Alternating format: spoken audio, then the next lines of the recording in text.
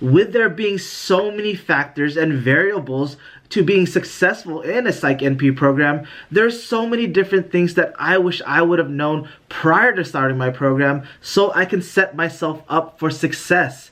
And in this video, I'm going to be going over 5 things that I wish I would have known prior to starting my Psych NP program. So stay tuned.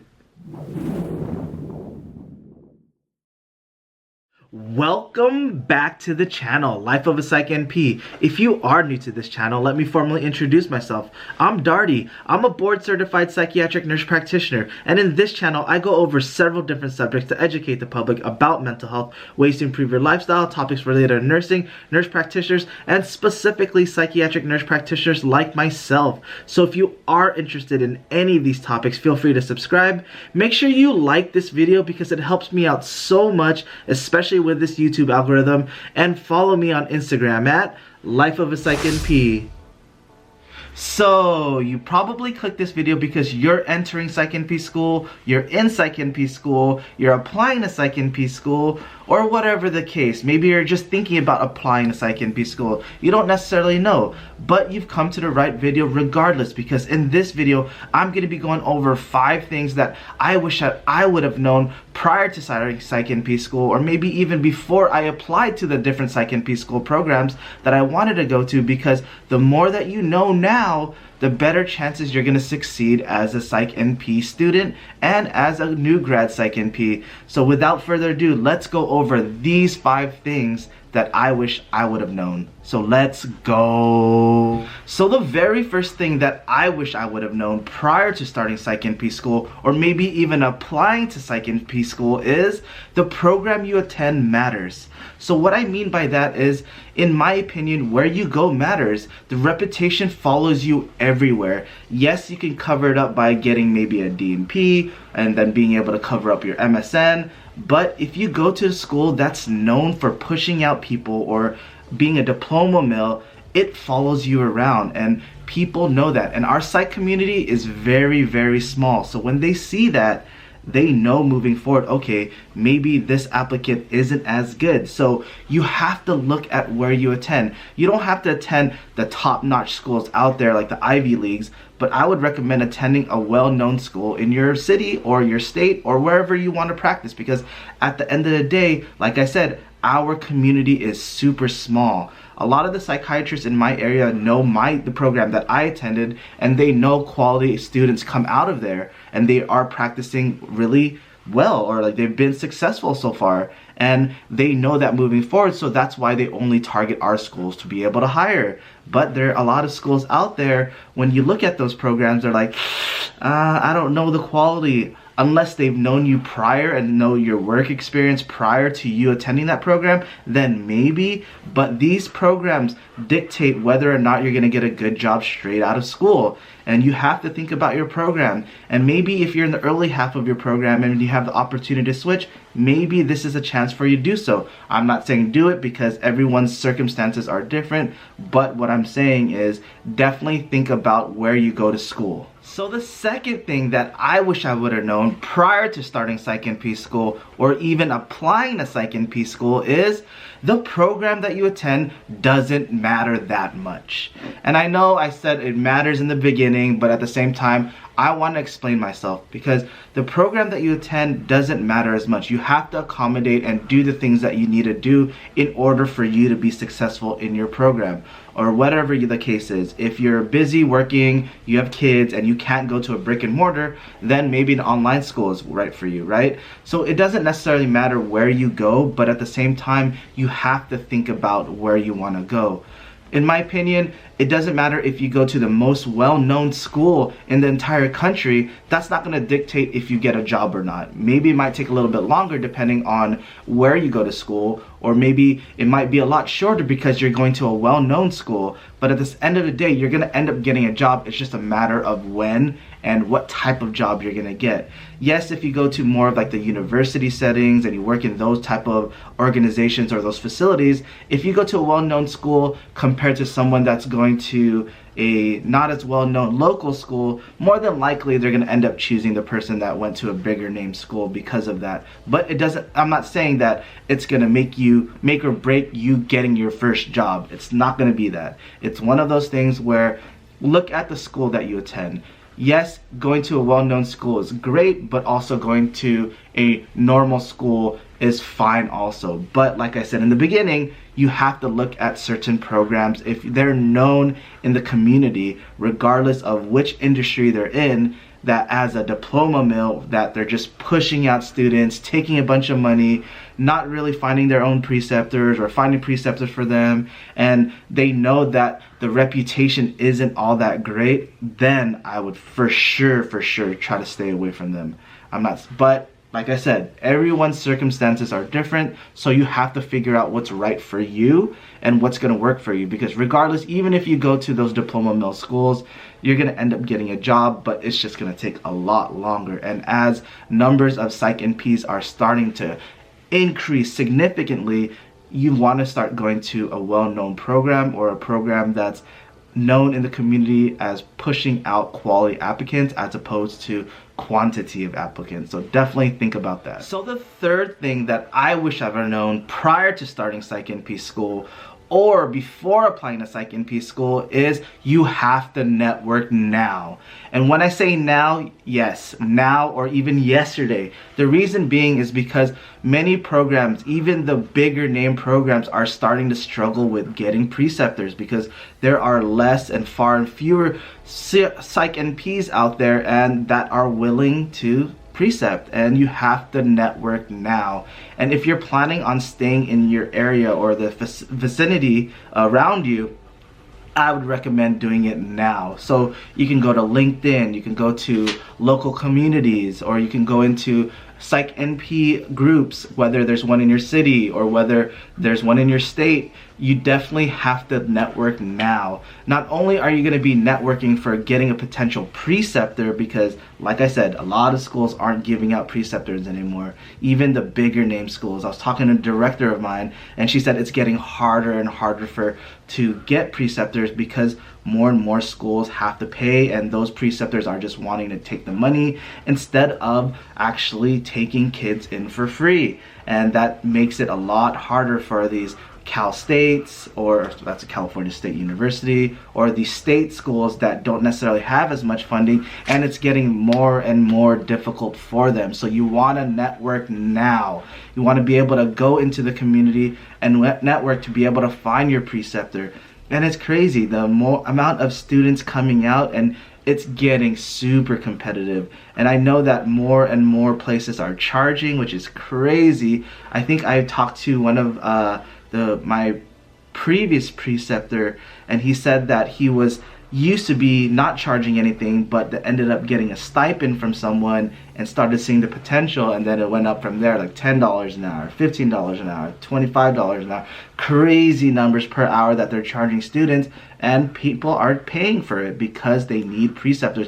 But if you can kind of build a relationship now and start finding a preceptor early on, the chances of you being able to get your preceptor moving forward, maybe even for free, is going to be a lot higher compared to you scrambling and then you being desperate and just needing a preceptor for you to graduate on time and you paying a lot of money for one. So definitely, that's my biggest recommendation, is to be able to network now. Not only is it going to help you during preceptorship and finding a preceptor, but also it's going to help you in amongst the community, so you know moving forward that there are a lot of job opportunities as long as you build that relationship with them. So yeah, that's a huge advice from me, is to be able to look now, even if you haven't applied, even if you're early on into school, or you're just barely applied. I think doing the networking now, just to be able to build relationships and quality relationships instead of kind of just asking straight away, is going to be way better now compared to later on when you're looking and scrambling for a preceptor, because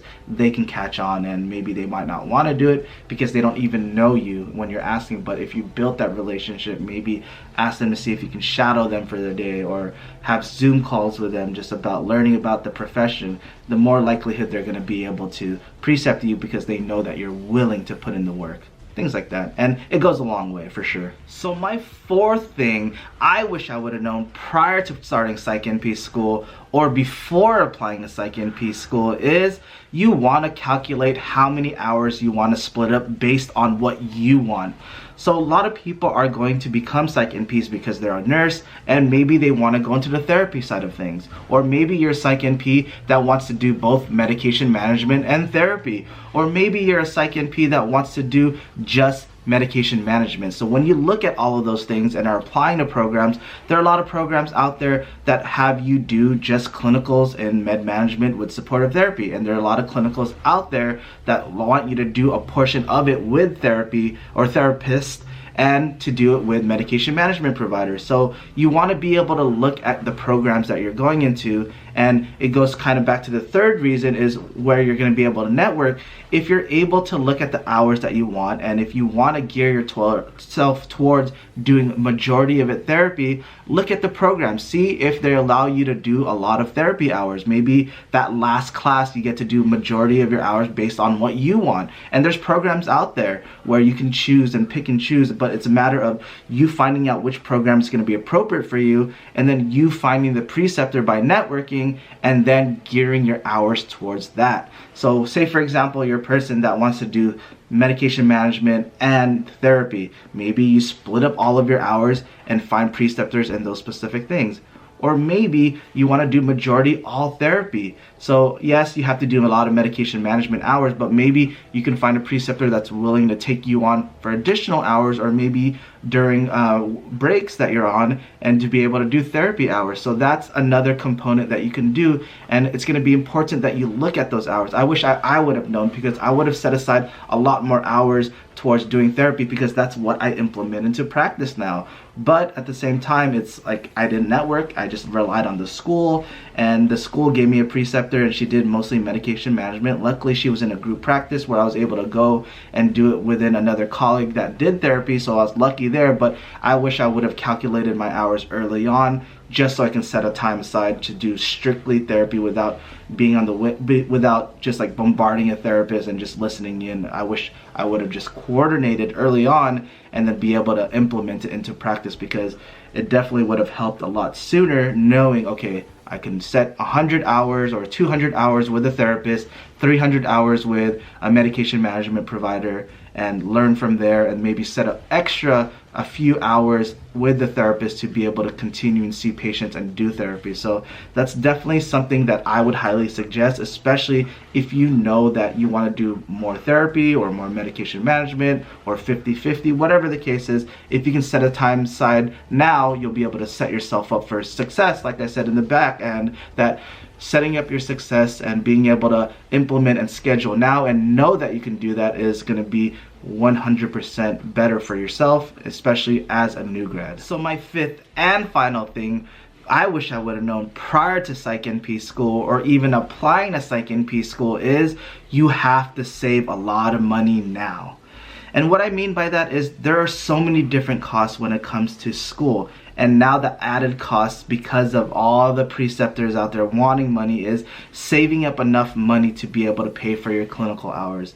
I know there's opportunities out there where you can get it for free, which is a very, very good thing. But sometimes you might just come down to having or needing to pay in order for you to graduate on time. So I'd recommend holding off on those big purchases and being able to set a time or set aside some money to be able to pay for your preceptor. You don't want to take additional loans. You don't want to do anything like that, but you need to make sure you can set money aside to be able to pay for these preceptors. I know there's preceptor placement programs out there. There's one for like $5 an hour, $10 an hour, $15 an hour, $20 an hour. The average, or even $25 an hour, crazy amounts of money. The average right now is $15 an hour. So definitely look at the program that you're applying to and look at it and just $15 an hour and set it aside for all of those hours, and just save up early on before you start clinicals, because it does add up. And if you need to end up leaving your job or going down to part-time from full-time, or even taking a break from work, then definitely make sure you set money aside, especially even when you graduate, because a lot of times now there's such a backlog because of COVID that you're not going to get licensed for a while, or you're not going to be able to get sit down for your boards for a while. I know some students right now in California in particular, it's taking 6 to 9 months just to get their license because of all the backlog with COVID. And 6 to 9 months. I know some people even waiting a year just to be able to do it. So think about it. You're waiting 6 to 9 months just to get licensed. You're studying for boards during that time. You get a board certified, but you're not even licensed, so you have to wait for that. So 6 to 9 months for board certification and license, and then you may have to wait for credentialing.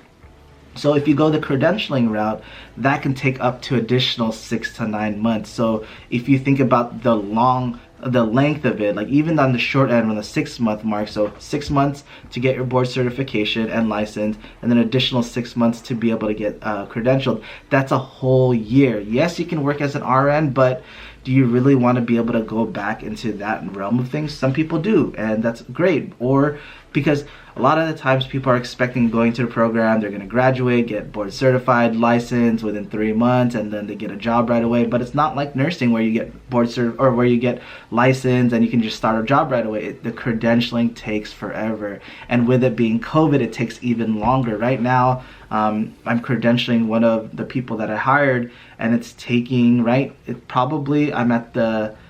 started on 10 companies. I'm at the 6-month mark right now, and I've only have like 4 of them, which is crazy, 4. And I'm still waiting, and I'm still waiting, and it's ridiculous. And I'm talking to my credentialers, and it's looking like around 9 months is where they're gonna get majority of them, the bigger name ones. But 9 months, imagine, like I can't even start anyone. And my NPs right now, they're getting bombarded, and I'm getting bombarded with all of these patients, and I need to be able to stay afloat until the next NP starts. So it's definitely crazy out there, and you want to be able to save enough money to be able to kind of fund these things. And not only do you want to save money for your preceptors and clinical placement, but you also want to save money for the review courses that you're going to take. You want to save money up for all the licensing things, because not only are you paying for your state license, you're paying for some places you have to pay for the credentialing. Some places you have to pay for your DEA up front. You have to pay for your ANCC, your state RN, and your NP. And if you want to move to a different state, you have to pay for that also. You have to pay for all your transcripts being sent. You have to pay for so many different things out there, and it does add up. I think DEA in California is like $888, and you have to pay for your malpractice, which is like $1,000. Yeah, it's crazy out there, and definitely not cheap. But at the same time, if you can start saving now, it's going to better prepare you moving forward, because you're not going to be as stressed out of the finances because you had to leave your job to accommodate for your clinical hours or whatever the case is. But definitely save up now. That's probably my biggest one, is network to get your clinical sites and to be able to save up money and just calculate how many hours you want to be and choose from, especially if you know that you want to do a lot of therapy because that's your passion, or if you like, I love medication management, or if I love inpatient, go into that inpatient setting, or if you want to work strictly outpatient, do outpatient, because it doesn't make sense if you want to work outpatient when you're in the inpatient setting during clinicals and learning that style, because outpatient is a beast within itself and inpatient is a beast within itself. So definitely choose correctly, and the sooner you get started, the better chances you are going to be moving forward. And like I said, these are the things that I wish I would have known prior to starting PsychNP school, or in the beginning, or even applying to PsychNP schools. And I wish I would have looked at these things, especially applying to the program I did. I loved the program that I went to. It's probably the best program in California, but there's so many different programs outside of California that may have been better suited for me. So who knows, but it's definitely something to think about. I'm not saying these are the 5 most important things, but these are the things that are probably applicable to students, because at the end of the day, we want you to succeed. I want you to succeed, and that's the reason why I make these videos. Well guys, I'm rambling now, and yeah, I just wanted to end the video here. If you haven't already, please subscribe. Make sure you like this video, and if you stayed until the end of the video, comment down below what you feel like is something that you truly look for when you're looking at applying to schools. And if you have any questions, comment down below. I'll be more than welcome to answer them. Make sure you email me if you have any questions. Yeah, follow me on Instagram, but most importantly, have a wonderful day, and until next time, bye.